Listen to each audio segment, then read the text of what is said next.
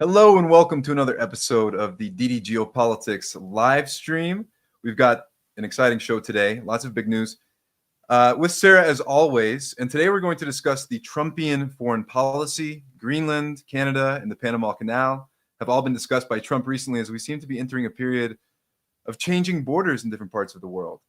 So joining us today to discuss this and the implications on the broader geopolitical strategies at play is former CIA analyst Larry Johnson. So Larry, how are you doing today? Thanks for having me, guys. Sorry, some be disappointed. Said, "Where's the damn Hawaiian shirt?" Well, I said, it's cold here. I'm rocking the Scottish tartan. Well, he's still looking good and casual as always. So we're all kind of in that vibe today. I think it's cold where we all are. We got the hoodies on. We're nice and comfortable. Sarah, how are you? I'm comfortable in my clothing. I'm not that comfortable with Trump's latest rhetoric, but I guess we'll get to that. So Yeah. I'm curious what Larry thinks, because Larry's a Trump fan and he knows Trump a lot better than I do. Well, I wouldn't say I'm a Trump fan by any stretch. I think Donald Trump, I think he's embodying now John Belushi. And it's that scene from Animal House when they're in the cafeteria. Trump this last week, he stood up and goes, "Food fight!" Greenland, we're going to take that. And Canada, he really trolled Trudeau out the door. Amazing. Literally. Yeah, and I give Trump credit for that, because Trudeau is just an awful person.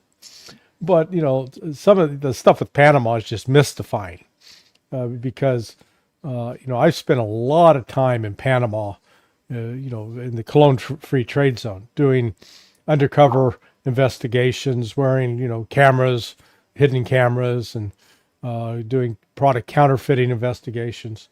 So I know that place pretty well.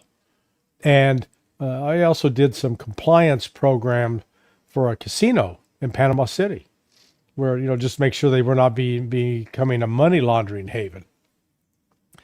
Good God, there were Chinese all over the place. You know what the preferred game at a casino for Chinese are? Baccarat. Exactly right, man. Baccarat. That is it. They're lined up to play. People know how to play it. I can't figure it out for the life of me. Whether you go to Vegas or maybe Panama. We all need to trip to Macau and figure it out together, Sarah. Yeah. Well, so the point is, after the United States left, we closed down our military bases in like the year 2000. Actually, it's pretty funny. One day I was leaving Panama. I'm at the airport, and I had worked 3 years previously on a special operations exercise, military exercise, and the lead planner for that was this Navy SEAL. So I'm standing there in line at the airport. I look behind. Here's this Navy SEAL with his wife and his 4 kids, and he had been detailed to Panama, and they were now like, "Hey, base is closed. You're going back to the States." So from that point forward, the Chinese were all over Panama from a commercial standpoint, and they offered, they got the management contracts for. There's one big port at the south end of the canal. Most people need to understand that when you look on the map, you think the canal runs east to west. It doesn't. It runs north to south. So at the north end, you got 3 big container ports, plus some other smaller smuggling ports. But the Chinese manage the big container ones. And, they've been doing that for over 20 years. And we didn't hear word one about Panama during Trump's first term.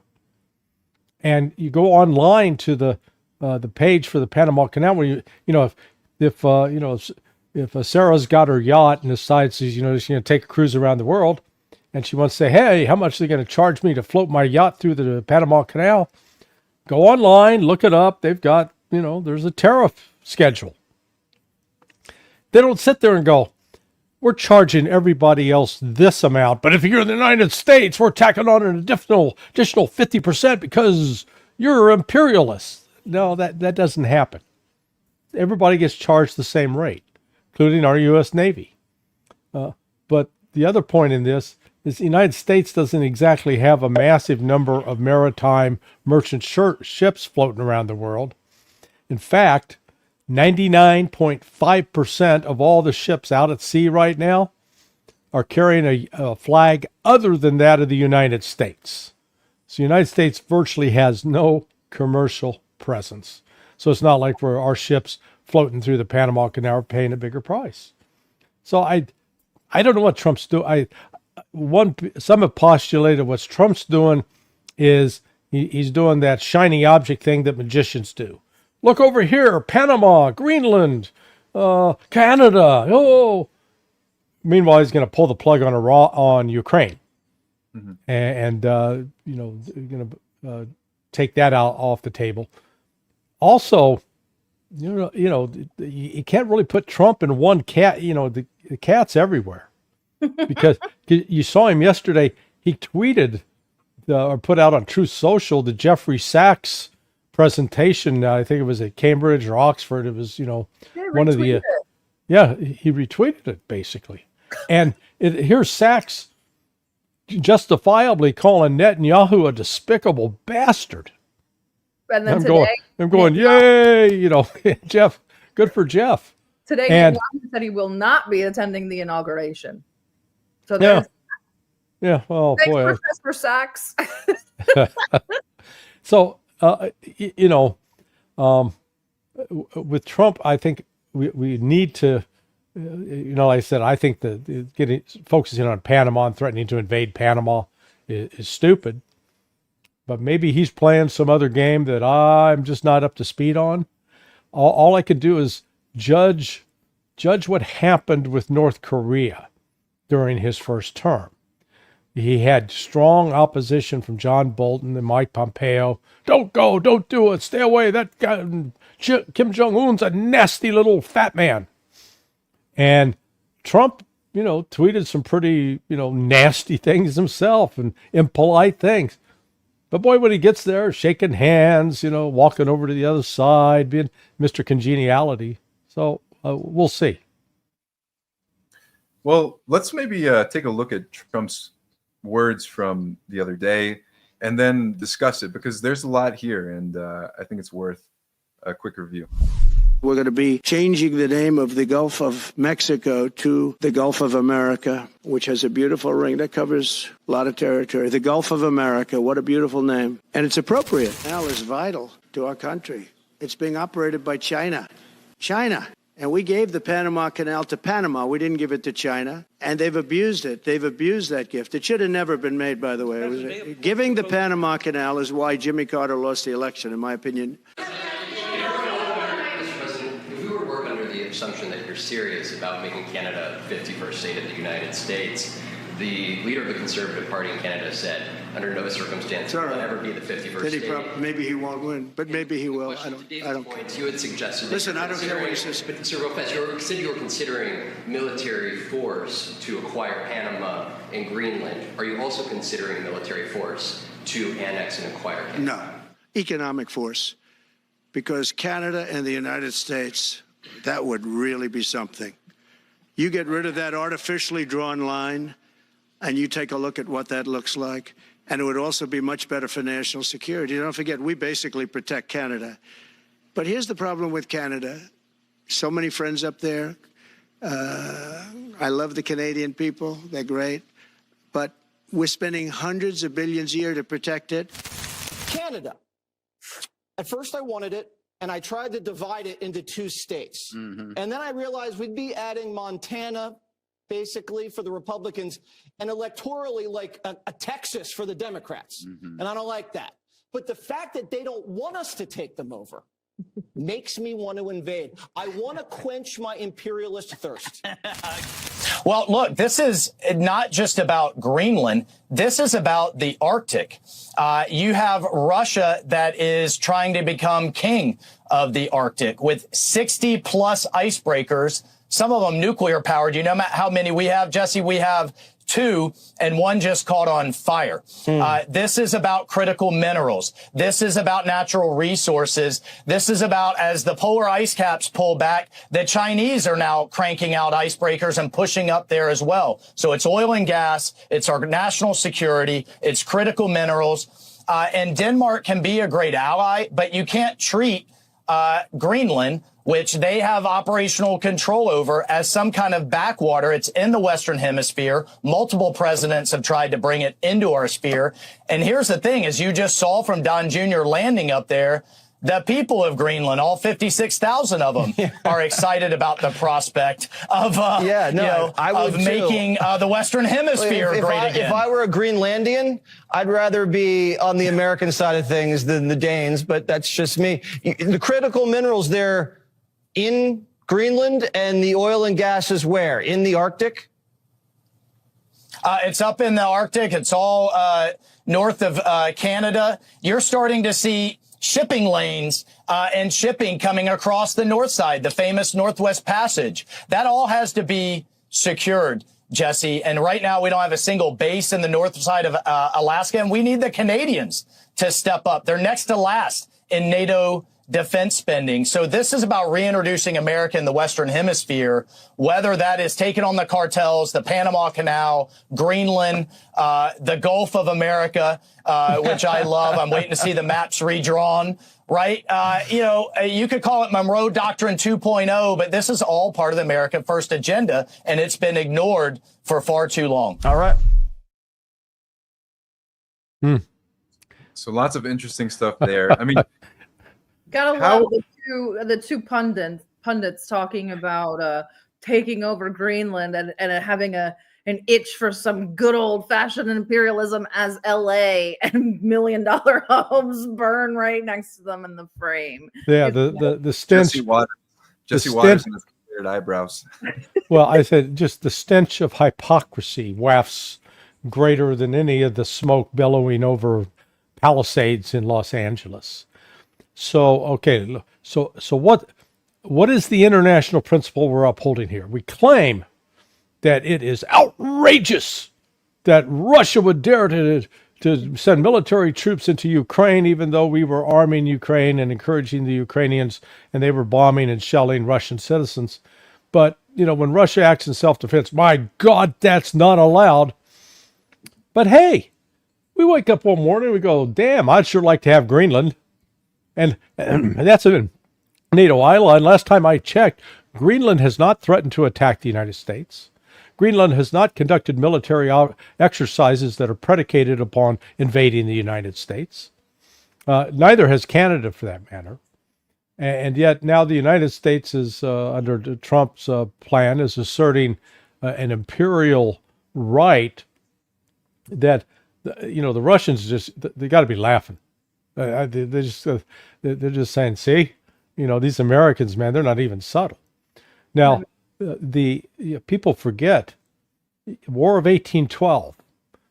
I bet neither of you in either middle school or high school history class got any kind of attention at all to the War of 1812, other than maybe Andrew Jackson's battle at the Battle of New Orleans, that's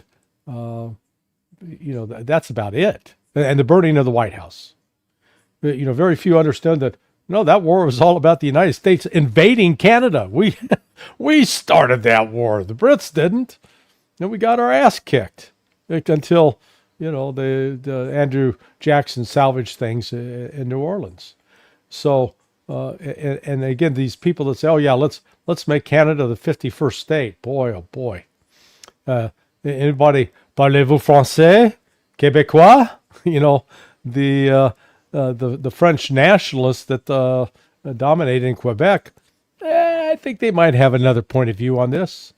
And then when you try to presume that Canada is all John Candy, or Robin Williams, or pick your Canadian, pick your Canadian export of choice.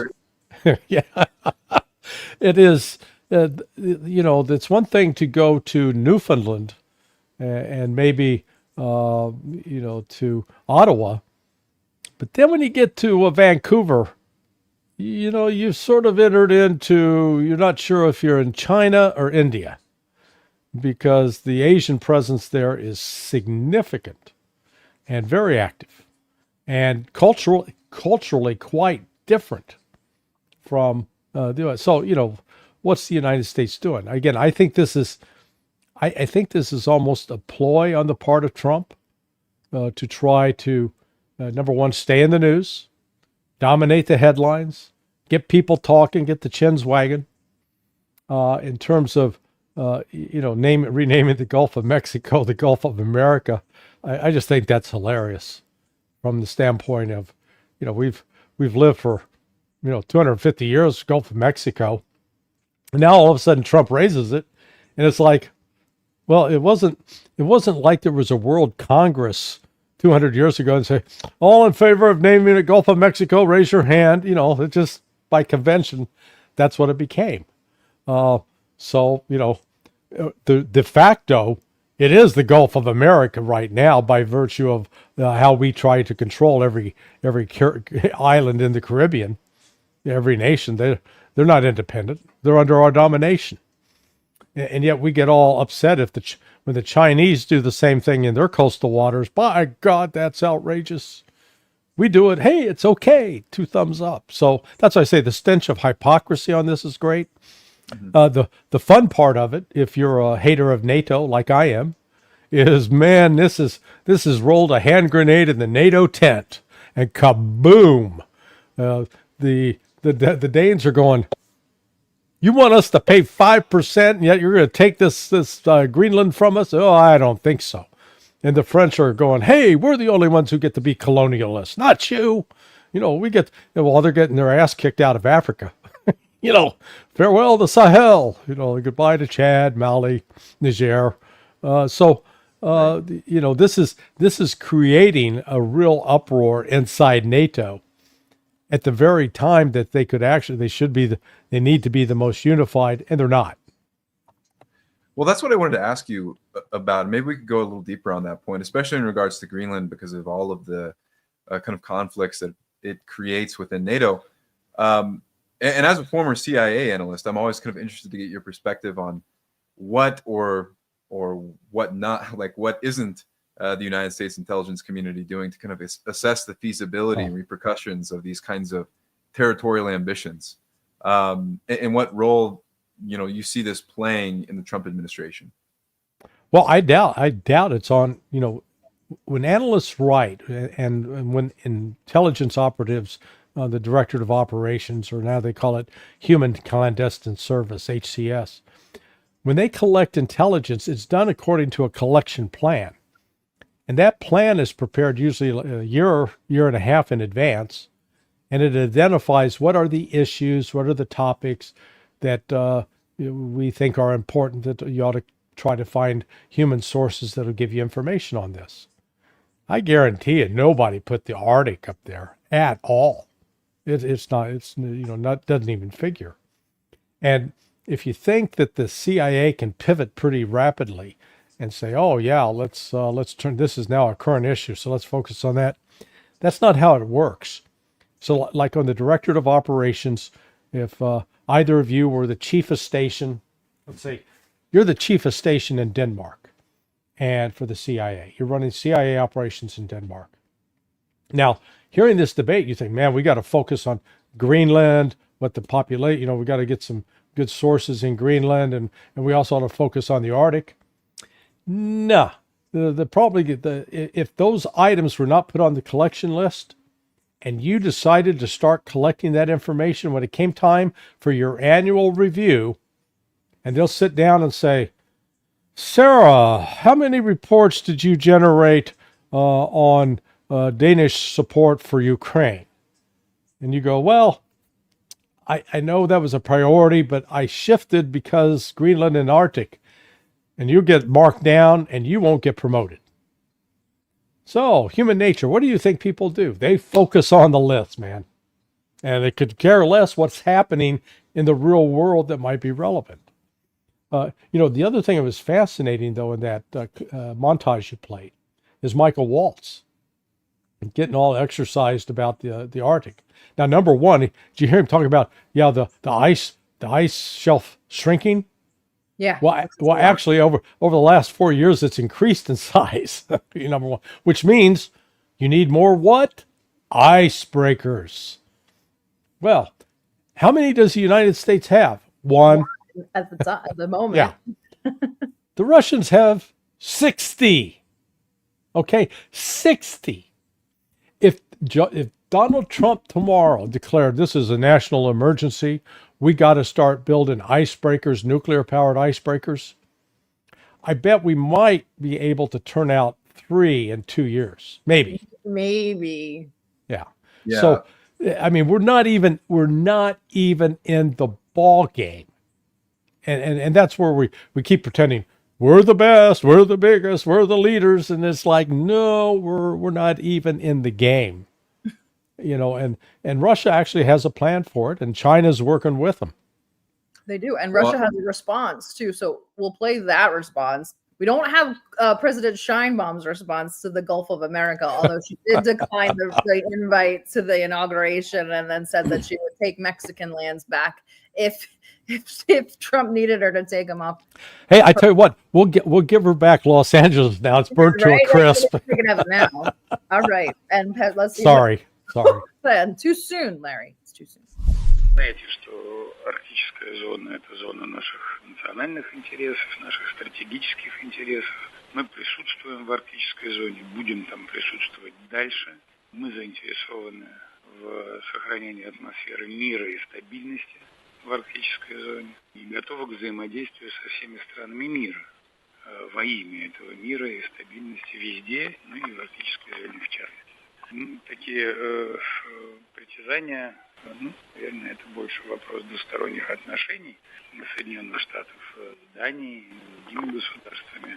Мы очень внимательно наблюдаем за таким достаточно драматическим развитием ситуации. Но пока, слава богу, на уровне заявлений.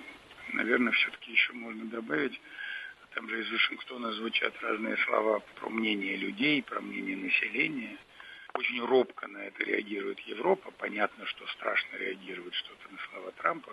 Поэтому очень опасливо, скромно, тихо, почти шепотом реагирует Европа. Ведь если звучат слова о необходимости принимать во внимание мнение людей, то, наверное, нужно все-таки вспомнить про мнение людей 4 новых регионов Российской Федерации. И нужно проявить такое же уважение к мнению этих людей. Interesting parallel that he drew. Yeah. No, Peskov is correctly noting that, they're trying to sort out is Trump just, flapping his gums, or is this really part of a serious U.S. plan? Now, I think the Russians, they fully understand that if Trump goes down this road, it's going to disrupt NATO in a tremendous way. I can almost see Russia encouraging, Trump, do it. Yeah, let's just see what happens. Take it, because it will split up NATO, which is, I think, an unstated goal of Russia with respect to the special military operation. The more it can weaken NATO and reduce NATO as a threat to Russia, the better. So get them distracted with fighting over Greenland, because the reality is, the United States can talk all day long about projecting military force into Greenland, but we simply do not have the capability. We don't do it. And the Russians, when you look at how the Russians deal with these inhospitable climates, whether we're talking the Arctic or the Antarctic. I just saw a Telegram video the other day of the Russian contingent in Antarctica going to church. They built a full-scale Eastern Orthodox church, and I was thinking, could you imagine being one of the construction guys on that doing the roofing? I mean, and sub-zero temperatures. Those are some hard people. Like I said, I'm sitting here crying today, and it's 58 degrees, and I'm wearing my flannel and shivering. So the Ice road Russians. truckers. Yeah. Ice Road Truckers, they got to make a new show, Ice Church Roofers. Yeah, Ice Church Roofers, man. That would be it. Great call, John. but watching this, the Russians already are seeing, they recognize the economic potential in the Arctic, and they've been working on that. They've been involved and made it a priority for years. The United States is just waking up to it.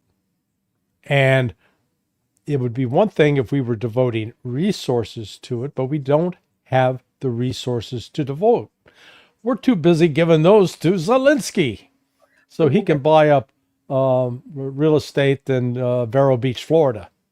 And we'll definitely get to that. But before we switch over to Ukraine aid and American infrastructure and California burning into the Pacific Ocean, how much do you think that, because I was discussing with John before we started streaming, the overshot in negotiation, I will totally highball you. So then once we get to the midpoint, we're at my comfort level. And do you think that Trump's doing that with the Greenland, Panama rhetoric? It's opening the door for some of these maybe irredentist or revanchist movements or dialogues, maybe? I mean, we kind of just watched Israel disregard 2 sovereign borders in Syria and Lebanon. Now they're just occupying the land without much of a whimper or a blink from the West. And that was kind of the foot in the door. And now Trump's kind of making it cool to talk about, taking over sovereign territory from our allies. And how much do you think that this, what kind of conversation do you think this opens the door to? Well, it doesn't open the door for Russia, because if Trump goes ahead and does it, all Russia says at the National Security Council meetings is, I don't want to hear another word from anybody about people taking territory that's not theirs. Talk to the ambassador, UN ambassador over here. I guess it's going to be Elise Stefanik. So talk to Miss Stefanik. Don't talk to us. This notion that Russia's under no pressure to negotiate. Let's make that clear. Zero pressure, zero incentive to negotiate. Why? They're winning. They're not facing catastrophic losses, despite what Trump's being told by the CIA. They're not stalled in one position. They're moving steadily forward.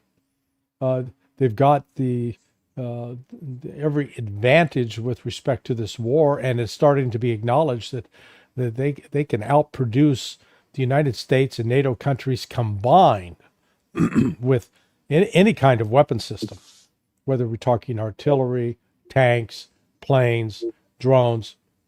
Russia, hands down, has an industrial capability that the West is simply not currently capable of matching. That's number one. Number two, they've got a 1.5 million man army right now, and they've not mobilized society for war. They're not on a war footing. If they went to a war footing, they could immediately mobilize, I think, an additional 2 million soldiers from the reserve. Because, okay, now we're at war. The West couldn't do that. The West is completely incapable of doing that. So, Russia, what's Russia's goal and to negotiate with Trump right now? Zero. So Trump has painted himself into a corner. And notice he's changed his rhetoric. Initially it was, 24 hours, I'll have this settled. Now he's going, 6 months. Yeah, 6 months. Well, 24, 6, it's just additional days. Well, it's a good thing Americans have short memories, right? What did you say? I forgot what you said. Good thing Americans have short memories, right? Yeah, I don't remember what you said. So no, okay, yeah, but John, excellent point. We're sort of like the Alzheimer's patient at the negotiating table, and it really makes it difficult. It is, Alzheimer's is a terrible disease, and by God, it's really awful when it's possessing national leadership of a particular country, especially a country that has nuclear weapons. Good God!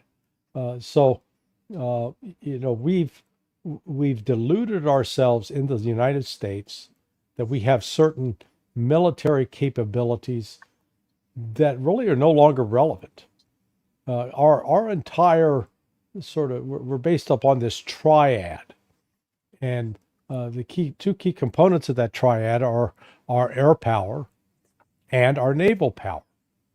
Now, we've always believed we could project naval power, and our aircraft carriers, man, they come at you, you better shake. Ask the Houthis how that's going. I may have marginal Alzheimer's, but I can remember a year ago, December, when Lloyd Austin stood up and announced Operation Prosperity Guardian, and by God, we're going to open up the Red Sea. We're going to put those Houthis in their place. We're going to show them who's boss. And here we are 13 months later, the Houthis still got the Red Sea closed down. The United States continues to have to move its aircraft carrier because they keep getting shot at, and we can't do a thing about it. So what has been exposed is that a country like, however you want to describe Yemen, 13th century, third world, global south, I don't want to insult them, but they're not exactly known as the Silicon Valley of the Middle East. And yet, with no seemingly advanced military technology, with no air force to speak of, they've fought against the United States and beat us. They have whipped us. We can't stop them from shutting down the Red Sea. So all of a sudden, then you add in the fact that hypersonic missiles have appeared in the arsenals of China, Iran, Russia, even though the United States has yet to actually field a functional hypersonic missile. Those missiles can take out these ships. So all of a sudden, that one leg of our triad is gone. You ever tried to sit in a two-legged stool? Yeah, it's very unsteady. And then the same thing with our Air Force. We've got our big things, the F-35, which costs like now $200 million a piece, and only 30% of them, 29% of them are combat operative. That's what we're going to war with? A Navy that can get blown out of the sea and an Air Force that can barely fly. We better wake up. Well, we've kind of we've alluded to America's industrial capacity a few times. And this ties in with our infrastructure and our capacities in these areas. We didn't mention it directly, but our shipbuilding capacities lags way behind countries like China, for example. Just as one obvious one. We have a super chat here that asks, what about American infrastructure? It'll take 10 years to rebuild the Baltimore Bridge, and roads are collapsing. And so I wanted to get your thoughts about this piece, how these geopolitical considerations tie into the fact that America has really lost and now we're seeing these California fires presents another massive challenge, but America has really lost its industrial capacity or its ability to deal with large challenges. So how much will the current geopolitical environment and all of the hot areas we see begin to come into conflict and contradiction with the actual capacities of the American economy? Well, I don't. Let's be careful about our language. Let's not talk about we lost it. I mean, that implies just like, God, where did I put my car keys? I had those here a minute ago. Honey, would you call my cell phone? I can't find it. Okay, that's losing stuff. We gave this away. Not only gave it away, instead of investing, making a choice, we chose to eliminate these jobs. We chose to eliminate these capabilities. We chose to spend $1 trillion killing little brown people, or big brown people, as it may be the case, in places like Iraq and Afghanistan and Libya and Syria and Serbia and Vietnam. We have really, I think when you add up all those wars, we got to be over $2 trillion. Can you imagine what $2 trillion would do if it had been said, you know what? We're going to focus on building roads, building bridges, building high-speed trains. We're going to focus upon building factories that can actually do the production here in the United States. But this classical, one of my PhD comp fields was in international economics, and sort of, the traditional Western version of economics implies that, oh, well, you got to go where it's the least costly to produce. So that's why we shift all of our production over to places like China and Mexico, where we pay people substandard wages. Take it to China, where they work in slave labor conditions to turn out iPhones that we happily buy here in the States, and I'm guilty too. So I'm a hypocrite. But we had the capability 50 years ago where we had steel production. We built farm machinery, farm equipment. We built our own, aviation equipment. I think I told you before, when I was graduating high school, and so in 2023, I went back for my 50th high school reunion, talking to a bunch of my buddies. We were reminiscing about what our parents were doing in 1972. And my dad was a foreman at a steel mill, the Armco Steel Company, previously called Sheffield Steel. That place is closed down. It's gone. One of my friends says his father was a foreman at Standard Oil in Sugar Creek, Missouri. That place is closed. Now, what happened was people like my dad and my friend Joe's father, they were they graduated high school. That was it. But man, they had good paying jobs, middle class jobs. They could afford to buy a car. They could, we went on family vacations. We didn't live in an opulent house. I grew up, having an experience that I imagine neither of you have had. Could you live in a family with 3 brothers or 2 sisters and a brother and have only one bathroom? Yeah. Unless you've experienced the 1 bathroom house with a family of 6, you haven't lived. So, but it's just, it's how times have changed. But now we're into a situation in this country where we literally have great limitations self-imposed on our ability to do production. So like right now, Lockheed Martin, they produce in 1 year, 550 Patriot missiles. Sounds like a lot, but when you realize that you got to fire at least 2 of those missiles to attack any incoming target, and Russia in 1 day fired like 200 missiles at Ukraine, all of a sudden you get the picture that in 1 day alone, you could shoot up almost the entire year's production by Lockheed Martin of Patriot missiles. So we don't have the ability to ramp that up, that we're, kicking it out like we did in World War II. So this is, the United States did this to itself. We didn't lose it. We made the choices, and the choices we have made is to send, $75 billion to Ukraine just alone. God knows how many, 200 billion did we spend in Iraq?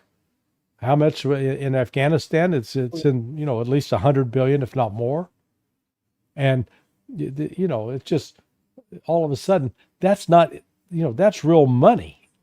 And that's a priority that's placed outside the United States instead of inside. I think that's one of the reasons that someone like Trump is starting to resonate, because people realize, good God, boy, we've done ourselves a real disservice. And that's been reinforced in the last 3 days with what's going on in Los Angeles, where firefighters, the hydrants are running out of water. How does that happen? Well, maybe let's yeah. Oh, go ahead, Sarah. No, yeah, let's talk about what's going on in California. First and foremost, I want to make sure that we preface this by saying, like, our thoughts and hearts go out to all of the victims of the Palisades and all the other various fires. And so I want to preface the conversation that we have, and just so you guys know, nobody's mocking anybody or oh heavens no. Oh no. good God, yeah, Because there is a lot of that going on, and nobody here is doing any of that. But this needs to be talked about objectively in a way that this is a huge failure on the part of at least the California state government, at minimum, if not the federal government as a whole. And the insult to our intelligence to sit there and talk to us as Pasadena or the Palisades burn right next to you, to tell us that you want to go conquer Greenland for their precious metals. It's just psychotic. And how did we get here? How did we get to the point where we're like, California, well, this is our metropolitan center. This is it. Other than New York, obviously, it's LA. This is LA. It is the epicenter of our culture. It's burning to the ground. Let me start with the silver lining. Those people who have now lost their homes, lost everything, and a lot of them are Jewish. Maybe now they will have some appreciation what the Palestinian people in Gaza are experiencing. Because when you look at the devastation of Palisades, it looks like Gaza after all these Israeli bombs. Now, this was a fire, maybe set by, probably set by human beings. But, when you lose to start having empathy for what other people experience, and when you're watching on television, it's all pretty, antiseptic, and, you're divorced from it. But by God, now you're talking people that are a lot of Hollywood celebrities, Tom Hanks and Jim Woods and, Billy Crystal and other, boy, their houses are gone. It's rendered into ash. And, if you've ever sat and said, hey, you got 30 minutes to grab what you consider most important in your house and run out, and because whatever you leave behind, it's gone. Well, can you imagine what that's like? Now, what happened there is in part man-made. Man-made from the standpoint that there was no program to cut back and deal with brush deadfall. They said, oh, no, we're going to, from an environmental standpoint, we want it to be natural. Well, nature and human beings don't, always get along together. You've got to, there are a lot of natural things that you got to take care of by picking up brush and dead grass and creating fire breaks. You can minimize this kind of destruction. And candidly, I don't think any of these people ever thought, oh, this could never happen to us. Holy smokes. I've been to Malibu, and I've been up in the Palisades. I had some very good friends who unfortunately they didn't pass away because of the fire. They died before this. But, they had a beautiful home up there. Kobe Bryant lived up there. And, when you look at those houses, just gone. And so you'd say, well, yeah, we're living at, Los Angeles is basically built into a desert, and water's an issue. Well, the fact that they didn't make storing water a priority, and you say, well, how could they have known about that? Hello, Jack Nicholson, Chinatown. Just, those of you that haven't watched Chinatown, I grant you it's about a 50-year-old movie. Go watch it. It's about water in Los Angeles. So this gets more to government incompetence. And, now people are they're outraged. And on top of it, insurance companies, State Farm reportedly canceled a bunch of insurance before this fire happened. Now, I'm not trying to start a conspiracy here, but let's think about the companies that are now going to line up to buy property at discounted rates that happen to be very, people like BlackRock and others. Nah, they never would have hired some homeless guy to set a fire. That could never happen. Exactly. I'm so glad we have such intelligent listeners because they've already talked about it in the comments. They're like, BlackRock's coming for the land grab. Of course they are. And this is some of the most coveted land in the world. Yeah. I'm glad you touched on the kind of karma thing. And I hope that people understand that it's not a I told you so. It's right. Take a pause and have an educational moment right here and some introspection about what kind of energy and evil we're putting out in the world. And that when it comes back to us, we are offended when people laugh at it or people point at it and they're like, it serves you right. And we get offended. We really need to use this as a teachable moment to be like, these are the people that said glass Gaza.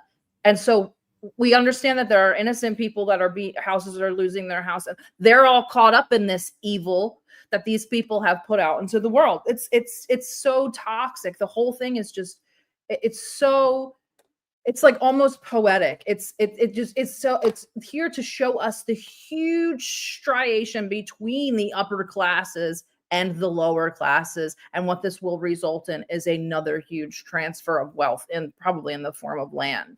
But yeah, and even a lot of these people that, the average housing price of a house there in Palisades is $3.3 million. So we're not talking about the humble poor living there. Yeah. Now, but still so you got a house with $3.3 million. What kind of mortgage did you have on it? And now it's gone. And if your insurance is gone, what do you do? I mean, what do you do? Where do you live? Let every piece of clothing except what you had on and what you managed to stuff in a bag is gone. And I know if you're a lawyer that's supposed to wear a suit, all your suits are burned up. You're going to be going to the office, at least it's California, so they could say, okay, I'm going to the office in shorts and flip-flops. It's like Florida a little bit. Yeah, you might be able to get away with that. But put yourself in the position to think through, these people have now lost everything. And now, for them, it's real. They understand it. Now they can understand what the Palestinians in Gaza are experiencing, or what the Palestinians in the West Bank, who are having Israeli forces come in and bulldoze their homes. It's not being destroyed by a force of nature. It's being done by a group of people making a conscious decision to deprive them of their home. And once your home is destroyed and you're not able to collect your belongings, how do you live? And, we all collect memories throughout life. The longer you live, the more memories you build up. And then those can be gone in an instant. Well, ironically enough, the water shortages, and I don't mean this in jest or to be funny, the water shortages in California are largely caused by the water hungry, huge water consumptive crops that they grow. And the family that owns most of these water consumptive crops, which I mean pomegranates, almonds, pistachios, are the Resnicks, who own a bunch of water reservoirs and the Kern Water Bank. And where do they donate all of their money? To the IDF and some library named after them in Israel. Yeah. It really is just, it can't get any better. Your water's gone. It's sold and privatized, and the money's gone to Israel. All of our infrastructural cash is gone. Our military is gone. Everything is gone. And you're sitting there just burning. Yeah. Right. And even the LA firefighters sending gear to Ukraine. And we got this overlay. Oh my God. And then, of course, Larry, and I'll put the link in the comments and then the description. But Larry also wrote an article on his website about this. I'll screen share it. But what struck me was when I started listening to so now they're saying 2,000 houses lost. And let's just go with a $3 million figure. So right away, we're talking $6 billion. If you wanted to rebuild all those houses, $6 billion. And you're going, man, that's a lot of money. Look how many houses you're having to rebuild. And yet, how much aid have we given to Ukraine? We've given 12 to 13 times that amount to Ukraine. Think about that. Instead of we could rebuild 26,000 homes. for that amount of money. It's an enormous amount of money, and the average American pays no attention to it, and the politicians certainly don't. But now, you know what? I think one of the, if there can be any sort of silver lining to this tragedy, is that a lot of these people who are very liberal and have been very supportive of sending all this money over to Ukraine are going to go, wait a damn minute. Let's take care of us here at home first before we go take care of others. I mean, it's the same thing you get on a plane when they give you the briefing that in the event that there's a fire on board or there's a disaster, put your mask on first so that then you've got oxygen that you can be of assistance. Because if you don't put yours on, you could pass out through lack of oxygen and not be able to help somebody who actually needs help. So I'm not talking about being selfish, but let's take care of our ability to provide for our people when we've got so many homeless, when we've got so many kids that are graduating high school without being able to read and do math at grade level. And then we're seeing our industry go overseas in part because we don't have enough qualified workers here. You know, this is self-inflicted madness. Well, we're letting our own house fall apart. That's obvious. To go back to your metaphor of the plane, it's not just that we're not putting our own mask on and not helping others, but we're not putting our own mask on and we're trying to throw others out of the plane. Yeah. That's what it seems like. Not even that. I almost think it's on purpose because during this past 16 months, especially, but a lot of the international community has been like, Americans, can you do something? And it's really like, we literally can't because we are also under attack by our own government. And it's almost like that's by design. We can overthrow your government, though, maybe. Right? We can overthrow yours. We can't do anything about ours. You know, you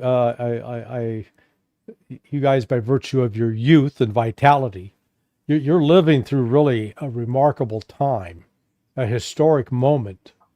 I hope I live long enough to see the end of it. I mean, I'm now officially an old guy. I hit 70 this month. Oh my God! So, the old world order, the colonial world order, this colonial empire, global colonial empire that really started in earnest in the 15th century. You know, when Columbus started selling the ocean blue, and then in the succeeding centuries, the European countries go out like a bunch of ravenous locusts and start scarfing up territories, claiming it as their own. You know, the Brits claiming part of China, and the French Indochina, later Vietnam, Cambodia, Laos, Germany, the Netherlands, the French, the Brits, all over Africa. All of that's collapsing now. That is collapsed. That's done. And we saw sort of seeing the exclamation point on it with the Sahel countries in the Sahel kicking the hell out of France. You know, the Sahel tells the French to go to hell. And all of a sudden, with this rise of the global South, we used to call it the third world, but now it's the global South, but it's not like it was 25, 30 years ago. China and Russia are really taking a lead in creating something new. And Indonesia joined BRICS just the other day. Vietnam's in, Iran's in. So this is a move away from that European colonial empire that the United States has been the great enabler of for the last 80 years. That's coming to an end. And with that kind of end, boy, there's a lot of upheaval, which is, I think, what we're facing. And it's in that sort of that effort to fill a vacuum that we get Donald Trump saying, yeah, we'll take Canada, we'll take Greenland, and Panama, watch out, here we come.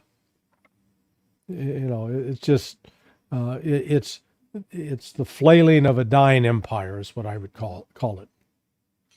Well, let's end with this question. We got a question from one of the audience members, kind of dovetails with what we were just talking about. Larry, did Elon Musk take over the CIA job on toppling governments using X? That's such a great question. He's created a real problem for the CIA in terms of its information operations. And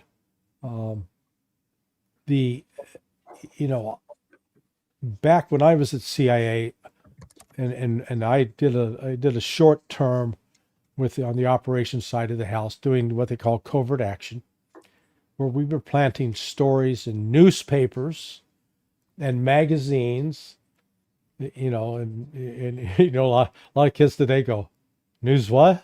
Newspaper? And then having videos made, but the videos were going to be shown on television because there was no such thing as the internet yet for showing videos. I mean, that was in the very, very early days. Now, oops, excuse me for a second.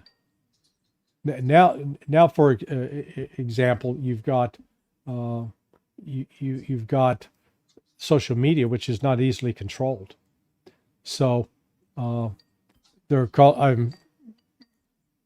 supposed to do an interview with RT in a bit, but I was just going to conclude by saying that the social media opens up a whole new world that is outside of the control of government, even though government's trying desperately to control it.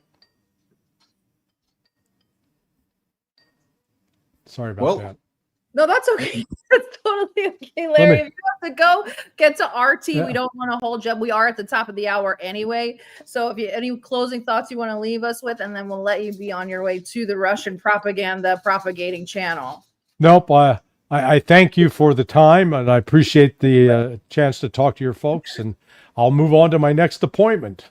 We will talk soon, Larry. Thank you so much. All right, guys. Bye-bye. Bye. And thank you guys for joining us. Tomorrow, we will be back again with Mark Sloboda at 9 a.m. to talk about Kursk, and I'm sure he will have some opinions on what's going on in America. John, do you want to leave us with any closing thoughts? Well, it's an appropriate day for the black cloud of Mark Sloboda to be rolling in. But no, I'm looking forward to it. The conversation with Larry is always super interesting. And I need you guys to all start trolling Mikhail from Rebar to let him know that he needs to come back and start doing his job again. He's been on vacation in Cuba for like 2 months. So if you can, guys, go troll him, bother him, and tell him to get back to work. It's been like 3 or 4 weeks. It's ridiculous. I can't with these Russians. I really can't. Every day it's just a vacation. Anyway, Slava Ukraini. Have a good Thursday. Bye, everybody.